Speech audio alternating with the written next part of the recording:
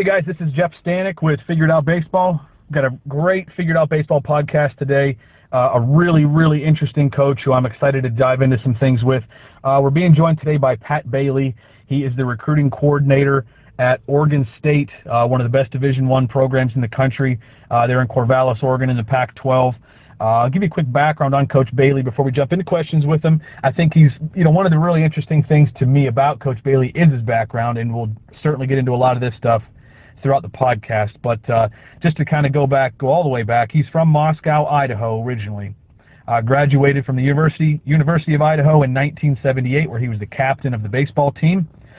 He spent 17 years coaching high school baseball. Now, toward the end of that, for one season, he was an assistant coach at the University of Portland, but then went back to high school for several more seasons before taking the head coaching job at George Fox University, a Division III school in Newberg, Oregon. He was the head coach there from 1996 through 2007.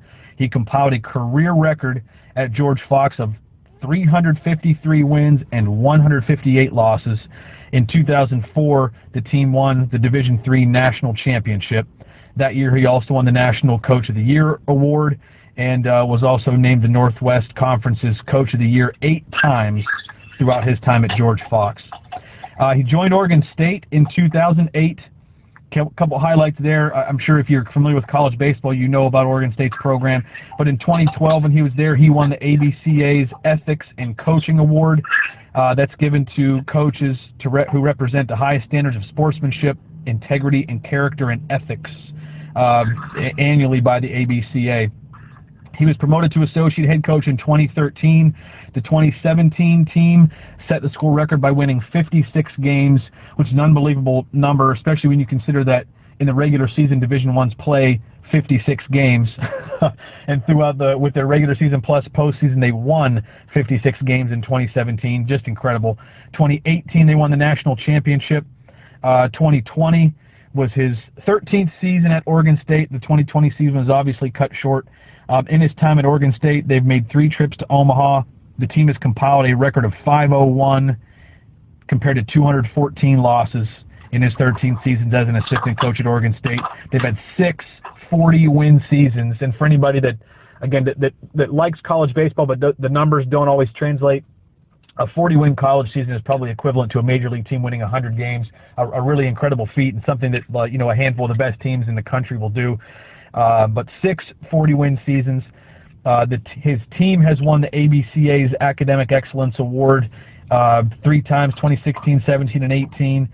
2019, they had the first overall draft pick in Adley Rutschman. Pretty incredible. In 23 years overall as a college coach, Coach Bailey's teams have compiled a record of 813 wins to 345 losses. Just a guy who's, I think, gets it at so many levels, obviously understands winning and so many more things exemplified by the awards he's won and other tons of other things. So anyway, Coach Bailey, so excited to have you in the program today. Appreciate you joining us for the podcast. Thanks, Jeff. Really appreciate being on.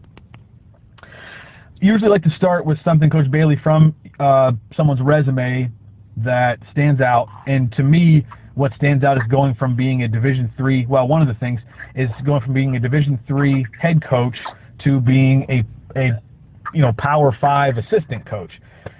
How did you make that jump? I think there are probably a million people out there at the Division III level or other levels that would love to make that jump from whatever level they're coaching in college. How did that happen? How did that transpire? Did you know someone there ahead of time? Did you develop relationships, or did you just apply? Yeah, I think it's all about relationships, to be honest with you, Jeff. It's Coach Casey and I were friends, good friends before I even got the job. And he'd offered me a job earlier, but my children one was in middle school and one was in high school. I said, there's no way I could leave until my kids graduate. Unfortunately, job opened up again, and right after they won the 2007 World Series. And Pat and I met, and we probably spent the first hour talking about I asked him the question. I said, I know you're the head baseball coach, we're friends, but what is your program really all about?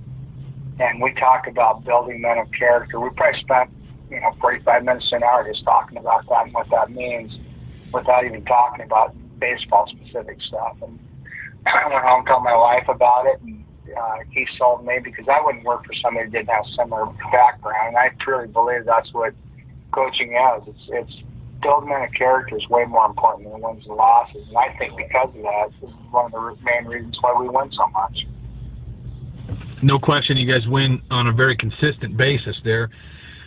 And I know that that's something that's really important to you. You and I, in our past conversations, have talked about how important it is to build men of character. And I think that there are a lot of coaches at a lot of levels who are listening to this, and whether you're frankly a little league coach or a college coach or you're coaching in pro ball, that still is something that can be attainable for every coach. What does that mean to you to build men of character? Like, how do you define that, and how do you accomplish that as a coach? How do you make that a priority for yourself and your team? Well, we have a saying, and it's DTRT, means do the right thing. And that's whether you're on the field, you're in the classroom. And our team GPA this spring term, with the COVID, we were really concerned because we weren't going to be seeing our guys every day. Went up at 3.59 this term. And overall for the year, we had right around a 3.3 again. And so just, it's about checking in with guys. We have family meetings every day that go about 10 to 15 minutes before we start practice. A lot of those meetings are not baseball related. They're more related to life type things, from, how do you treat your parents? When you're on a date, how do you treat a girl? I mean, just all those things that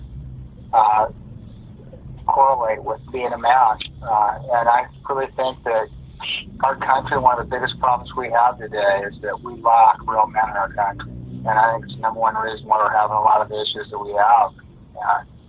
And from being a husband, if you decide to get married, to being a great father, being a contributing member in your community, just all those things factor into being a man of character. So you actually talk with your whole team about the way that the kids treat their parents, the way that your players treat a date when they go out on a date with the girl. You guys actually, you discuss that as a team, like that. It's that big of a deal to you that you meet as a team and discuss those things.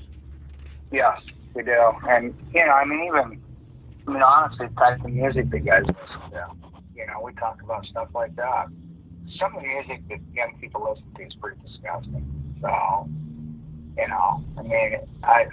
I've said to our guys a few times I walked by the locker room, if that song was about your mom, would you be listening to it? Would you call your mom, a bitch or a hoe? You would. So, I don't listen to that kind of stuff because that's a slap in the face to my wife. And I love and adore my wife. So, it's just little things like that where you're teaching guys to just do the right thing. I think it's incredible, and I know that a lot of coaches out there, probably most coaches, I think it'd be fair to say, have those one-on-one conversations with guys, but I think it's incredible that you guys talk to your whole team about it. Now, is that something that you talk about in the recruiting process? Like, are your kids very aware of this? Are you afraid of scaring anybody off by talking about that kind of stuff in recruiting? No. And here's the deal. If you're really honest and upfront with guys when you recruit them, they know exactly what they're getting into. And if it's something they don't buy into, it doesn't match our culture, then they're not going to come. I mean, there's we call them our pillars, which is our core foundation. And when I talk to recruits the first time, I always share those with them and tell them these things are absolutely, they're a firm foundation, and you can't violate them. And if you violate them, you're not going to match our culture. So it's something that's really important to us. And the things I share with them, I talk about character building men of character, and I tell them, I say, talent is the foundation of your house. We can't recruit you unless you have a lot of talent. But the roof's the character. If the roof leaks, the foundation's burnt. And so I talk about that. I'm talking about hard work, and I believe hard work starts in the classroom and leaks out onto the baseball field, so we get really good students. I talk to them about being selfless. What does that mean? This isn't about our coaching staff. This isn't about any one single player. This is about our program, and the legacy and the integrity of our program. And the last thing we talk about is just we're very process-oriented. We want them to enjoy the game, enjoy the process of just playing the game itself. So those are things I talk to them about. There's so much there that I'd like to talk about. But before I do, I want to ask you, this may have changed as you got older, I don't know, but has there ever been a time when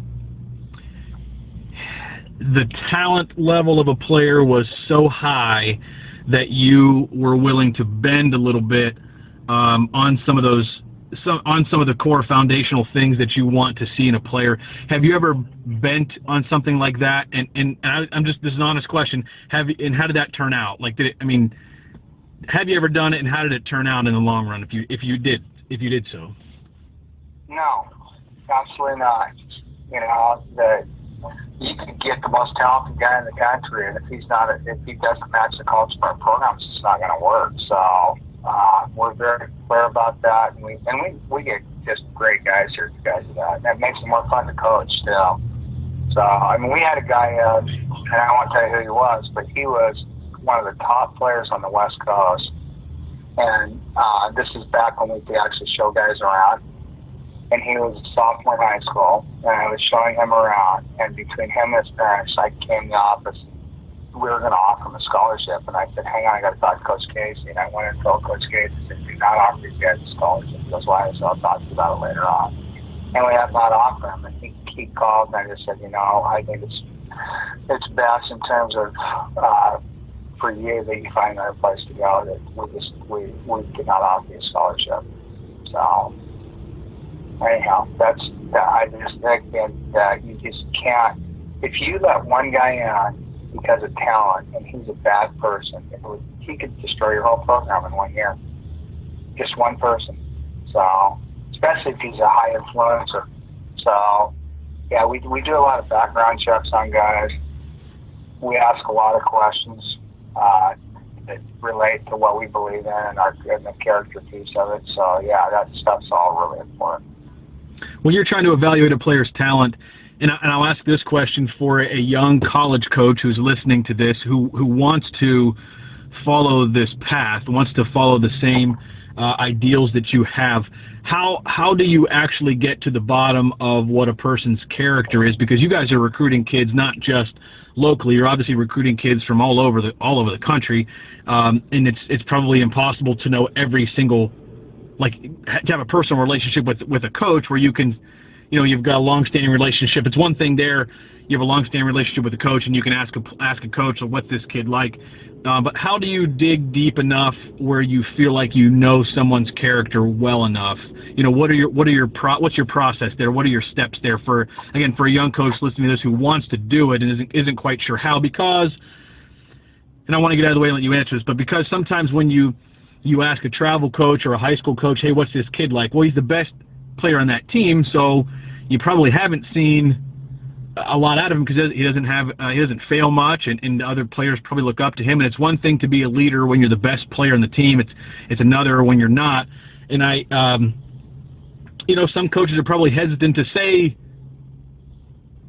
something about a kid and maybe ruin his chance, or if a coach sees something small for him, which is going to be big for you, maybe he doesn't think it's important enough to bring it up. And I know some of those things can happen sometimes, and sometimes you get a kid on campus and he's not quite what you heard he would be. What's your process to dig down deep enough to find out what the character of a player really is? Well, first of all, you need to watch him play, and preferably watch him play more than one game. If there's a guy that I'm really interested in, I'd like to see him play a minimum of 3 games. And just see how he responds. And I love it when they do that because I know they're very talented athletically, but when they fail, how do they respond? And I'll watch them. I'll even watch them go in the dugout and see what happens when they go in the dugout. Watch how they communicate with their teammates, and how much they talk on the field, and what are they a positive influence or negative influence on their team. That's the first thing. And then the second thing is meeting with the family and ask them questions that are questions related to character and some other things that have very little to do with baseball. Is the second thing. And then you're right. It's there's some travel ball coaches because they're promoting their players so they can promote their summer programs. I understand that, but there's guys that I really trust, and there's guys that I don't trust. So we have to dig a little deeper. Guys that I really trust, they're really honest with me about players. Those guys are as good as gold. And then high school coaches, are, for the most part, high school coaches are really honest. And I don't know if it's because they're, the integrity of their program. I don't know what it is, but we always contact high school coaches as well, and try to contact other people that we know in the area to find out about players. Talk to scouts. The scouts see guys play that are really talented as well. So just a variety of things that we do, and every case I would say is a case-by-case type thing. It's that you have to check on. But most of our players come from Northern California up through Oregon and Washington. So, our primary recruiting is in-state because we only have 11.7 scholarships. So if you can get an in-state guy, here in Oregon on a tuition and book scholarship is 38%. So you can do that with an out-of-state guy, and it's 65%. So we have to get in-state guys to balance that out. And then you have Washington, which Washington has a lot of talent in it. The state of Washington, especially up in the Seattle, Tacoma, Olympia area. We recruit Canadian kids. We're going to have 4 Canadian guys on our team this coming year. And then from there, when you go up down the I-5 corridor, which is California, Washington, Oregon, Canada, when you get outside of that, that's our primary recruiting area, but we will get guys outside of that too.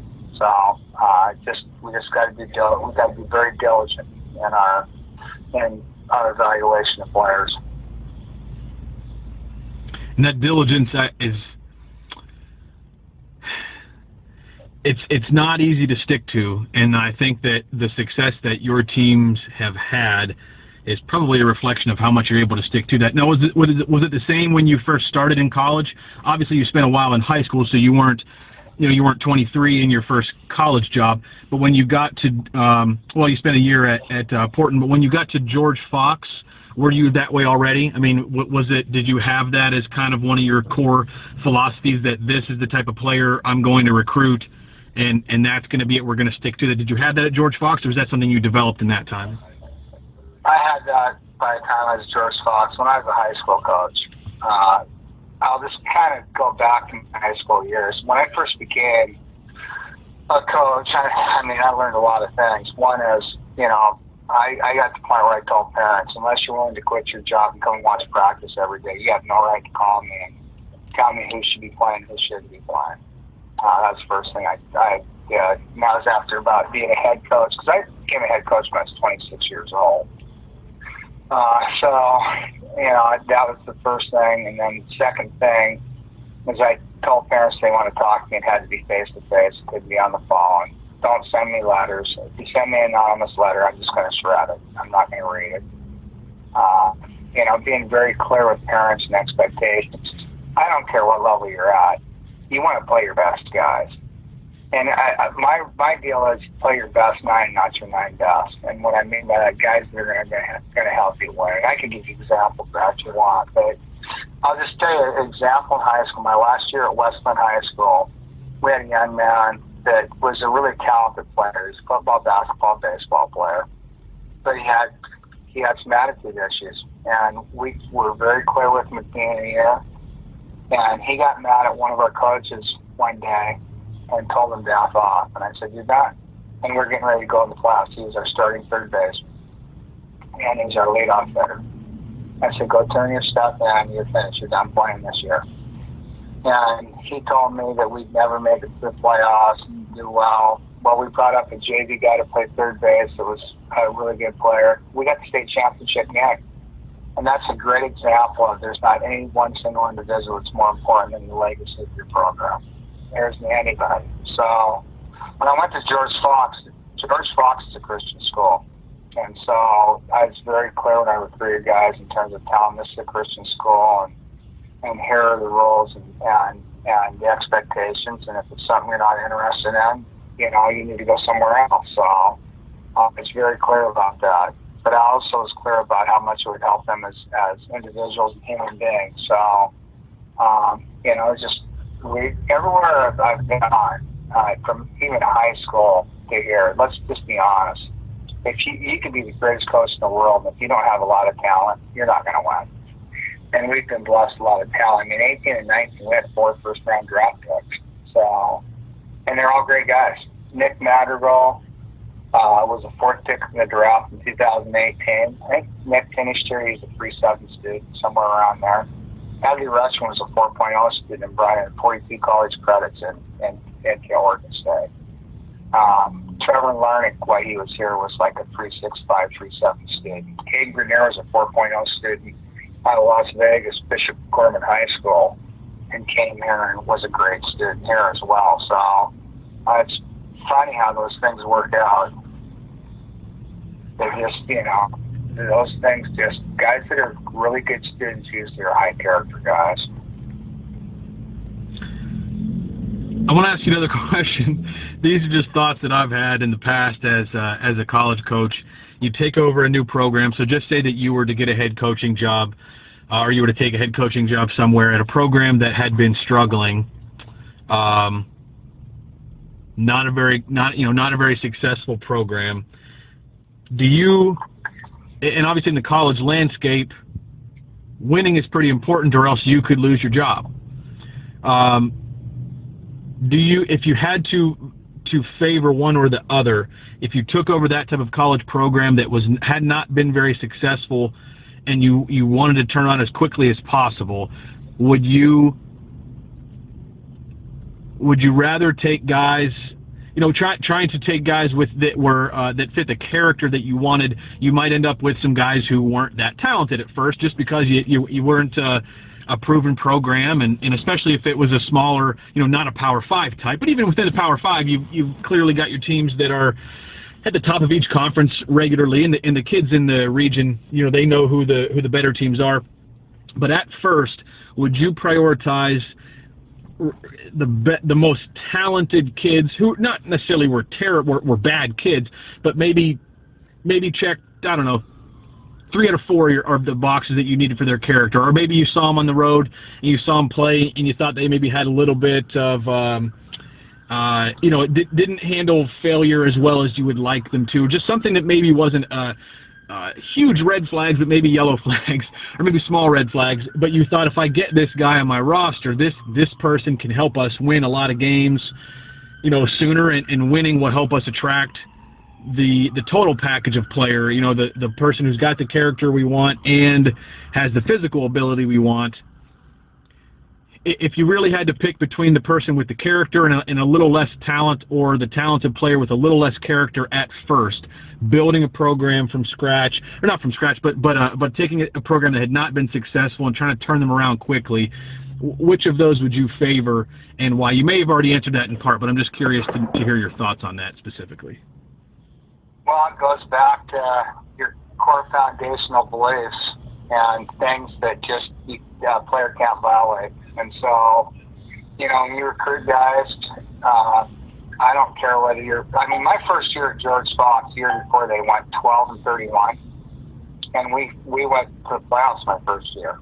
And we had some guys that were there from previous coaching staff.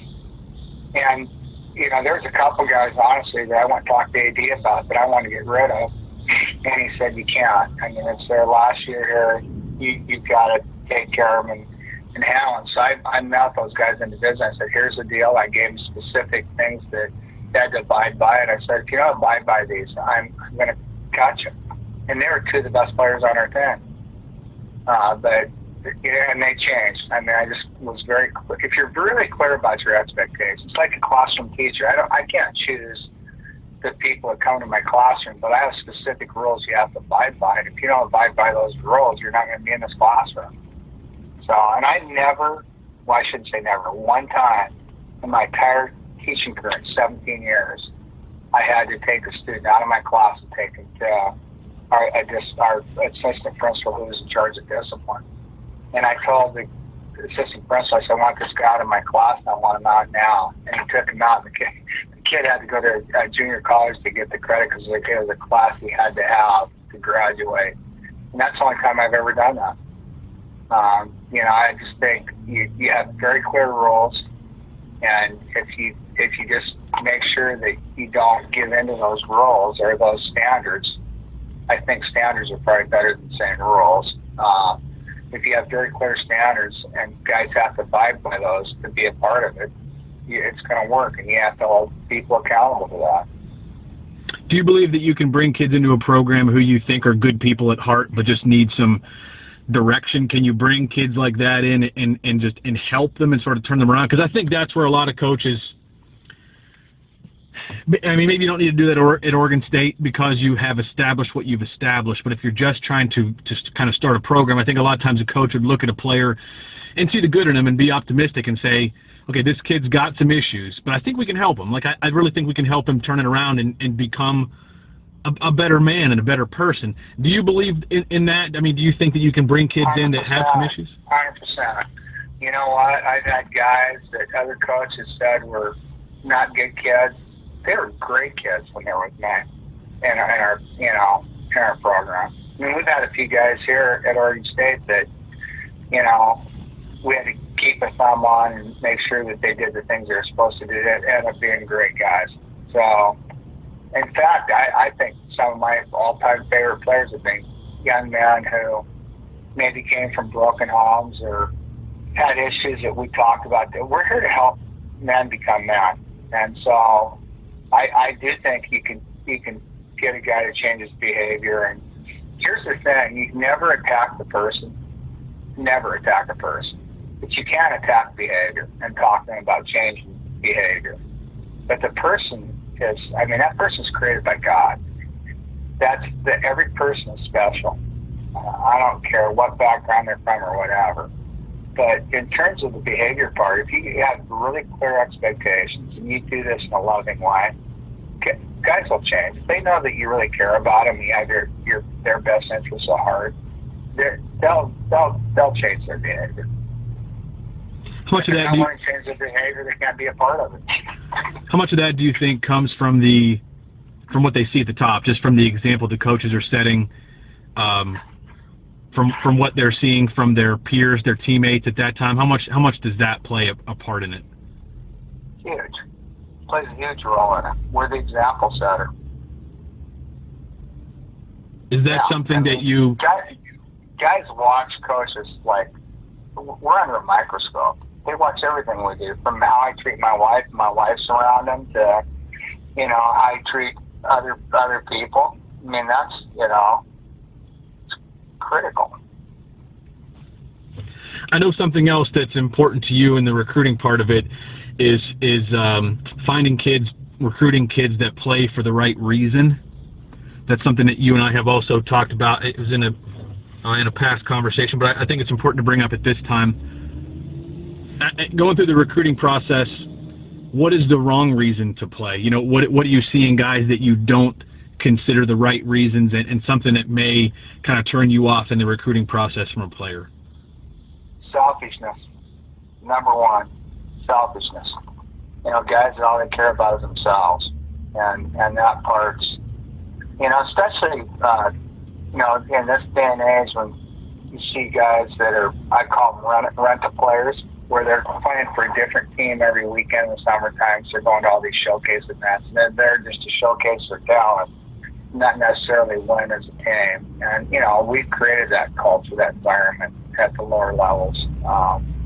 So, that's one of those things where you got to really, and we live in a selfish society. I mean, just watch commercials on television. Everything's about me, me, me. Well, this life isn't about me. This life's about what I can do for other people. So we want guys that are out-focused, that really care about their teammates and want to develop a great relationship. But, we did things like last year, before we even started practice, we went on a camping trip. And we put guys, we call it the Budweiser hot seat because of ESPN. We put them in a seat. And we asked them to share something with the group that nobody knew about them. And we also asked them to share with us one movie that made you cry and tell us why. And I'm telling you, our guys opened up, and they shared some things about their lives, like whether it was a family thing or whatever. We had guys crying. So, I just think it's important. Yeah, and our coaching staff did it first to be the example. And I just think it's getting guys to be vulnerable, letting them know that you really care about them, you care about every aspect of their lives, and you have their best interests at heart. I just think that's critical. When you're recruiting guys, how do you watch a guy in the field and know, like, what do you specifically see that lets you know that this player is playing for the right reasons? Gosh, just they play with enthusiasm. They're always talking to teammates. They're energy givers, not energy takers. I always tell guys, we want faucets. We don't want drains. We want guys that are going to pour into people, not suck the life out of them. So just all those things we watch when guys are playing. I love that. And I think a whole team of those guys, obviously, probably a lot of fun to be around when you have them. Can we talk a little bit, Coach, if you don't mind breaking this down, about how you break down the scholarships on your team, where you spend money, if you have a plan specifically to break your scholarships. Obviously, as you said already earlier, Division I schools have 11.7 scholarships maximum. How do you break that up? Do you have like limits that you only spend this much on pitching or this much on infielders, or do you have like for each specific 9 positions in the field, this is how much money we want to spend there, or this is how many players we need on scholarship at these different situations? Is there a certain way that you break that down? Yes. We always want to have a minimum of 12 pitchers on scholarship. And it varies every year, anywhere from probably 12 to 14. And so that's the first piece, because you win with pitching. I mean, pitching is just a critical part. And you can ask me if you want about how we look at pitching, but that's the first thing. And then the second thing is you recruit up the middle, and we want to recruit speed. I mean, and you recruit speed for defense, not offense, because they'll get the balls that other teams don't get to. So, like the 18 team, I think Nick and Caden both were around 6'4", 6'5", 60 guys. Nick mattered on Caden, they're up the middle. Our center fielder, Kwan, he wasn't a burner. He was a 6'7" runner, but he was in fourth gear from the time he started. He got really quick, great jumps. He played center field for us. And then both Trevor Martin, who was the 18th pick in the draft back in 18, Trevor, by the Minnesota Twins, Trevor was 6'3", probably 210 pounds, but he ran a 6'7", 6'8", 60. I mean, he can run for a bit now. So, those are the things that we recruit. Your pitchers are going to probably get anywhere between probably right around the 6 scholarship range for those 12 to 14 guys you get in. So, the pitching part's the critical piece. And with enforcement, our catching's been crazy good. We've had Adley was #1 pick, but I can go all the way back to when I first got here. Our first guy that was here, Ryan Ortiz, was a 6th round pick, and after Ryan, we had a guy named Andrew Susak, who was the first pick in the 2nd round by the San Francisco Giants. And then after Andrew, we had a guy named Jake Rodriguez in the 13 World Series, and Jake was a great defensive catcher. He was drafted in the 16th round by the Houston Astros, and Jake now works in our office, but he could really throw it back. And then after that, we had Logan Ice, who was the 3rd round pick, and then we had Adley, who was the 1st round pick. So we've just been fortunate. We've been blessed with really good catching, and defense is a critical piece. I mean, our goal every year is to field 980 or higher in the team. And if you pitch and don't walk people, and you defend, you're going to win a lot of baseball games. So pitching is #1 priority, and then you set up the middle. Is it defense up the middle first? Obviously, you need these guys to be able to hit and be in the lineup, but are you primarily looking for defenders who can run up the middle as sort of your second highest priority? Yes.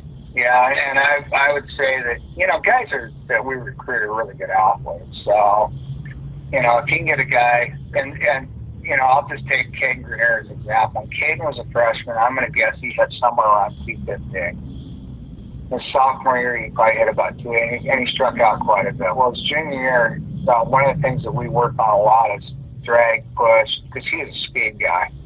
And he ended up hitting probably 330s his junior year when he was a first-round pick.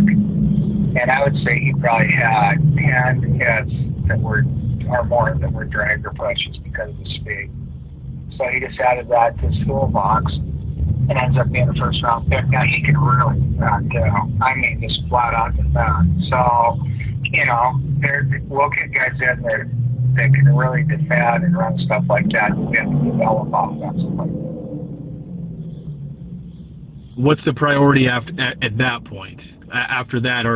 And not to say that maybe the next priorities are not high priorities, but okay, so you've got a couple guys up the middle that can play defense. You feel pretty good about your team defensively through the middle of the field, catchers, middle guys, center field. You've got pitchers locked up. Where's the focus at that point? Well, the key is from an offensive standpoint is you've got to decide what the guys, what you can do to help develop them into being a total package. And so if it's a speed guy, we're looking at, a guy that can really run. So, we work on, teaching them short game stuff, not necessarily, and we sacrifice, but not a lot. But we prefer drag and push over sacrifice. So we teach them how to do that so that they have that their repertoire. And, it's just a matter of daily stuff. I mean, we have so much equipment here, it's unbelievable in terms of technology. I mean, from Rapsoda to TrackMan to Hit Tracks to KVS. I mean, we have everything we can use to help analyze squeeze, blast, motion sensors. We have pretty much everything we could absolutely have to use to help guys to evaluate them offensively and help them become better offensive players. I'm going to ask you this question as somebody who's been around the game for a long, long time. Do you feel like you need those tools to be able to recruit in 2020? Or do you still think that your eye test, radar gun, and a stopwatch are enough? I think you absolutely have to have those because it's something that even when they're going to their club teams and stuff like that, everybody's buying that equipment now. I mean, we bought an Edutronic camera last year. It's an unbelievable camera that we got from Driveline for our pitchers. I mean, you could see the ball come off the fingertips. You can check to make sure the release point's consistent on all your pitches. I mean, it's just crazy that all the technology that's out there to help you become a better coach. And I always tell people what your eyes see and what the camera shows. And we videotape all the time. We videotape every one of our scrimmages. We upload it in box so guys can watch every at bat that they have. We bring them in with show them videotape because, the learning curve goes up when you get videotaped a lot. I mean, it just helps guys out in terms of developing them. So, I think technology is critical. I want to ask you just a couple more recruiting questions. It's just a subject that's really interesting to me. And I think that in the college game, if you're coaching at any level, you've got to be able to recruit. I mean, I think you've got to be able to recruit to win. You've got to be able to recruit if you want to get a better job. I think those are things that most people understand. When you are recruiting and you're debating between two people, do you recruit the best, just the best player on the board, or do you try to recruit to specific needs? For example, the up the middle guys. Are you recruiting a shortstop or a center fielder who's the best all-around player and maybe doesn't quite fit the speed and maybe plus defense, maybe doesn't quite fit those molds, but he's a really good player because his offense is so high that it sort of trumps, not that he can't play, but maybe he's an average defender, maybe he's an average runner. or do you, so I guess the question is, do you recruit the best all-around player, or do you have specific needs, like our shortstop needs to be this, our center fielder needs to be this, and then our third baseman and our first baseman need to be power guys? And does that make sense? So are you recruiting the best overall person that might so your roster might change from time to time? So one class might be really, really strong defensively, and you need to rely on the short game to score, and maybe a couple years later your team you've got power 1 through 9, and that's just kind of how it is, and the defense isn't quite as good as it's been in the past. Is there a specific way you build the roster all the time, or are you just taking the best player out there, kind of regardless of whether or not he quote unquote fits the system? Yeah, I think you got to recruit based on what your beliefs are, and speed's a big part of what we believe in. So, we're going to recruit speed. I think power develops. Trevor Martin's a great example of that. Trevor he didn't play a lot as a freshman. I think he probably had about 35 at bats, but his junior or sophomore year, he played every game. I think he ended up, I'm going to say, between 3 and 5 home runs when he hits 18 his junior year. So I think, guys develop within your system. Some guys, like Michael Conforto when he was a freshman, Michael, as a freshman, had, I think, like 373 and had 15 home runs. So, and Michael plays for the Mets now. So it just depends on it, but you've got to recruit guys who we're very fortunate. We have really good athletes. You're looking at athleticism, mobility, flexibility. You just watch all those things. But if they're multi-sport athletes, we love football players. They're just mentally so much tougher than guys that don't play football, to be honest with you. So we really like football guys if we can get them. Because there's just a lot of adversity that goes in football too, in terms of how mentally tough you have to be, because you get done quite a bit. But those are just some of the things we look at. And Jeff, honestly, we're not 100% with recruiting. If we bring in 10 guys and 8 of them end up being really good, that's pretty good. So then there's always a couple guys that you thought were going to be really good that end up not being as good as you thought they were going to be. So you don't get to see, like in the Pac-12, when we play a Pac-12 weekend, you're looking at pitchers that are probably anywhere from 90 to 98 miles an hour consistently. So, it's hard to evaluate that in high school when most of the guys you see play high school games are facing guys that are anywhere from 76 to 90 miles an hour. So you have guys that can really hit uphill about 90 miles an hour, and after it gets above 90, they have a harder time hitting. So it just, it depends on the guy. These are conversations I just enjoy having because there are so many things to consider in the recruiting game, and that's kind of one of them. Is do you build is our team is? Do you take a mentality of our team is always going to be this? Our team is always going to be whatever it may be, but this is how we're always going to recruit? Or do you just sort of recruit the best player out there, and the team changes from year to year as far as how you're going to score runs and how you're defensively set up? So that's an interesting topic to me, and I appreciate you talking about that. One of the things I'll share with you, the 2017 team that won 56 games, I think we hit that year, oh my goodness, I think it was somewhere around 35 home runs for the entire year. and then the following year, those guys get stronger, they develop, because most of the guys were back. They get stronger, they develop, and the junior year when all those guys got drafted, and we had that, I think we had close to 70 home runs that year. So that just didn't happen. That was the development from, the weight room to, doing functional and type things like mobility and flexibility stuff where guys needed to improve on certain areas. So, that's one of those things that just, and of course the 17 team, we did more speed type stuff. Our 18 team, we let guys hit. So, and Adley Rutschman, who his freshman year, I think Adley hit about 220 as a freshman. And then his sophomore year, he probably hit about 350. His junior year, he hit close to, I think he was 380, 390 his junior year, close to 400. So, in fact, he did hit over 400 his junior year. He walked 76 times. That's amazing. Crazy. Yeah. So, I mean, guys develop. And obviously, they have to be good athletes, and they have to be willing to be coachable. Every guy is different. Some guys are willing to take more risk than others. Guys that are bigger risk takers, their learning curve's higher than guys who aren't, but that's part of their personality. You need to get to know guys. Coach, last question, then I'll let you go. You've talked about several players so far who have made, enormous strides from freshman year, through sophomore, junior year.